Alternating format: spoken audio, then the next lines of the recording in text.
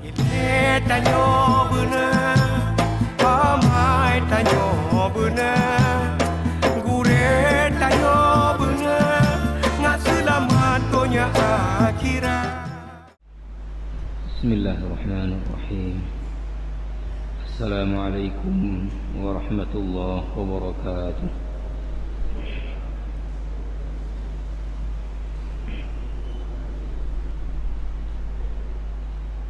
الحمد لله الذي أنزل على عبده الكتاب ولم يجعل له عوجا أشهد أن لا إله إلا الله وحده لا شريك له وأشهد أن محمدا عبده ورسوله اللهم صل وسلم وبارك عليه وعلى آله وأصحابه ومن اهتدى بهديه وسنى بسنته إلى يوم الدين. أما بعد فأوصيني وإياكم جميعا بتقوى الله. اتقوا الله حق تقاته ولا تموتن إلا وأنتم مسلمون. Hadirin hadirat sidang jamaah salat maghrib rahimakumullah. Alhamdulillah, kita bersyukur pada Allah Subhanahu wa taala bahawa pada kesempatan maghrib ini kita sudah dapat melaksanakan salat fardu maghrib kita di awal waktu secara berjamaah di rumah Allah Subhanahu wa taala ini. Alhamdulillah juga kita punya waktu kesempatan untuk kita melanjutkan i'tikaf kita sambil kita menantikan fardu isya yang insya-Allah nanti akan kita tunaikan secara berjamaah. Alhamdulillah juga kita dapat melanjutkan kajian tafsir kita. Yang lalu kita sudah membahas tapi belum menyelesaikan pembahasan tentang ayat 178 dan 179 dari surat Al-Baqarah yang berkenaan dengan qisas. Ayat 178 dan 179 dari surah Al-Baqarah yang berkenaan dengan qisas. A'udzu billahi minasy syaithanir rajim. Ya ayyuhalladzina amanu kutiba 'alaikumul qisasu fil qatla al-hurru bil hurri wal 'abdu bil 'abdi wal untha bil untha faman 'ufiya lahu min akhihi syai'un fattiba'un bil ma'ruf wa ada'un ilaihi bi ihsan. ذلك تخفيف من ربكم ورحمة فمن اعتدى بعد ذلك فله عذاب أليم ولكم في القصاص حياة يا أولي الألباب لعلكم تتقون. Lebih kurang terjemahannya adalah, wahai orang-orang yang beriman, telah diwajibkan kepada kalian qisas dalam hal pembunuhan. Orang yang merdeka dengan orang merdeka, budak dengan budak, orang perempuan dengan perempuan. Artinya orang merdeka bila dengan sengaja membunuh orang merdeka lain, maka dia diqisas. Budak yang dengan sengaja membunuh budak yang lain, tentunya dia diqisas. Wanita yang membunuh wanita lain, maka dia diqisas. فَمَنْ عُفِيَ لَهُ مِنْ أَخِيهِ شَيْءٌ فَاتِّبَاعٌ بِالْمَعْرُوفِ. Barang siapa yang diberi kemaafan oleh saudaranya, artinya oleh ahli waris si yang terbunuh, fattiba'un bil ma'ruf, maka yang memberi maaf ini sekiranya menuntut ganti rugi diat, maka hendaklah dia itu menuntut dengan yang patuh. Wa ada'un ilaihi bi ihsan, dan orang yang membayar diat itu juga harus menunaikannya dengan baik. Dzalika takhfifun min rabbikum wa rahmah, yang demikian itu adalah keringanan dari Tuhan kalian dan juga rahmat. Faman i'tada ba'da dzalika, maka barang siapa yang setelah itu masih melakukan pelanggaran, falahu azabun alim, maka baginya adalah azab yang sangat keras. Walakum fil qisasi hayatun ya ulil albab, dan bagi kalian di dalam pemberlakuan hukum qisas adanya kehidupan, wahai orang-orang yang berfikir.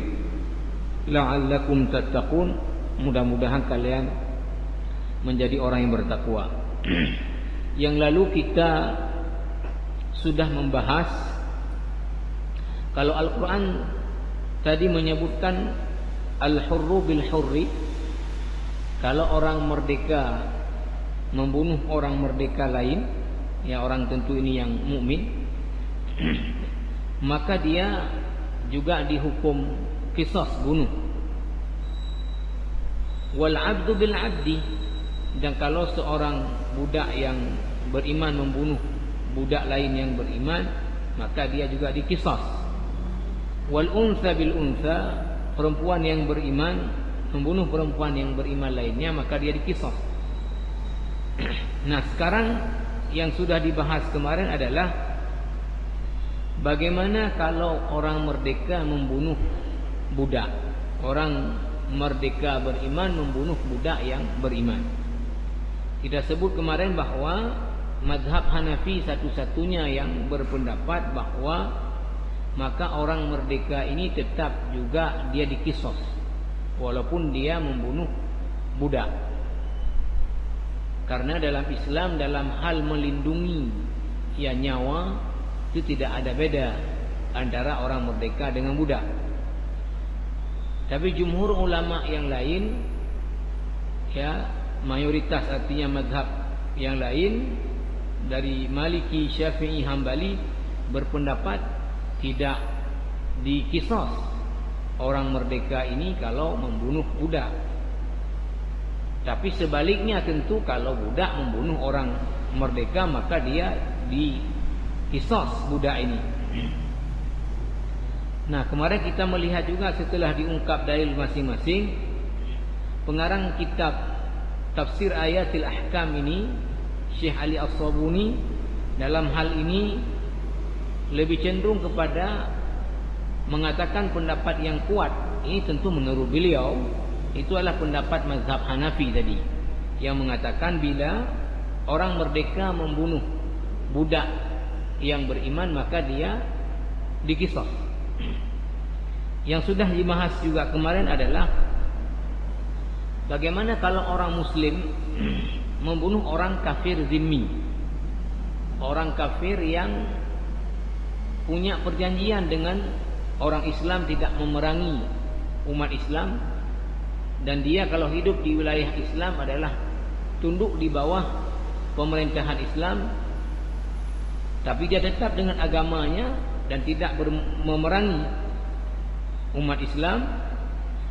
Maka kalau muslim membunuh orang kafir zimmi, juga mazhab Hanafi mengatakan muslim ini diqisas. Tapi mazhab-mazhab yang lain mengatakan tidak diqisas. Yang menarik dalam hal ini, pengarang kitab ini, Syekh Ali As-Sabuni, dalam hal ini mengikut pendapat jumhur ulama bahwa muslim yang membunuh kafir zimmi itu tidak diqisas. Sekarang kita lanjutkan apa yang ditulis di dalam kitab ini dulu. Al-hukmu tsani, ya, tentang hukum yang diangkat kedua di sini berkaitan dengan ayat ini. Hal yuqtalul walidu idza qatala waladahu. Sekarang, apakah orang tua yang dengan sengaja membunuh anaknya dia juga diqisas? Qala al-jumhuru la yuqtalul walidu idza qatala waladahu lima ruwiya 'anil nabi sallallahu alaihi wasallam annahu qala la yuqtalu walidun biwaladi. Pertama, mayoritas para ulama, berarti ini termasuk mazhab Hanafi, mazhab Maliki, mazhab Syafi'i dan Hambali, itu mengatakan bahawa kalau orang tua yang membunuh anaknya, orang tua ini tidak diqisas. Orang tua tidak diqisas karena membunuh anak kandungnya. Karena apa?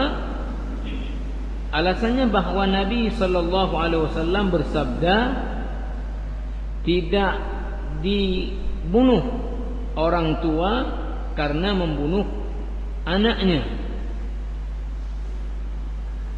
Nah, ini jamaah rahimakumullah. Qala al-Jassas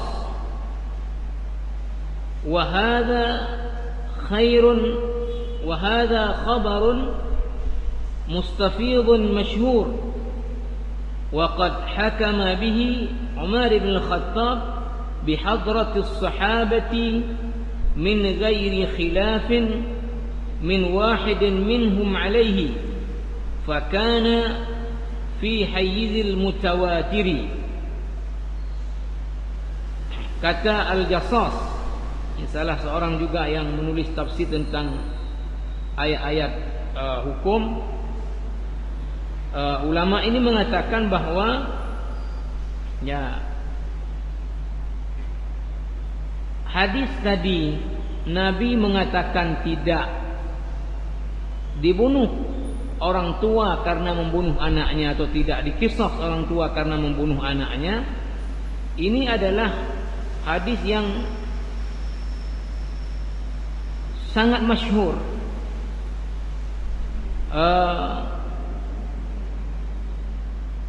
Dan disebutkan lagi oleh Al-Jassas bahawa Umar bin Khattab radhiyallahu anhu pada masa kepemimpinannya sebagai khalifah itu juga mempraktekkan tidak mengqisas orang tua yang membunuh anaknya. Dan ini beliau lakukan sikap ini di tengah-tengah para sahabat Nabi yang lain juga masih hidup, tapi tidak ditemukan ada protes satupun dari sahabat yang lain terhadap kebijakan Umar tidak mengqisas orang tua yang membunuh anaknya. Sehingga ini dianggap ya sudah masuk dalam kategori mutawatir lah, bahawa orang tua karena membunuh anaknya itu tidak diqisas. Nah, sementara di sini disebutkan bahawa wa qala Malik yuqtalu idza ta'ammada qatlahu bi an adja'ahu wa dhabahahu.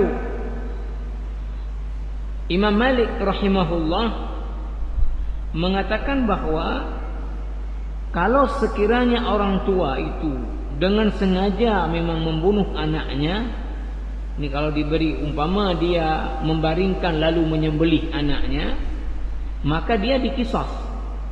Jadi kalau dengan sengaja orang tua membunuh anaknya, ini Imam Malik berpendapat dikisah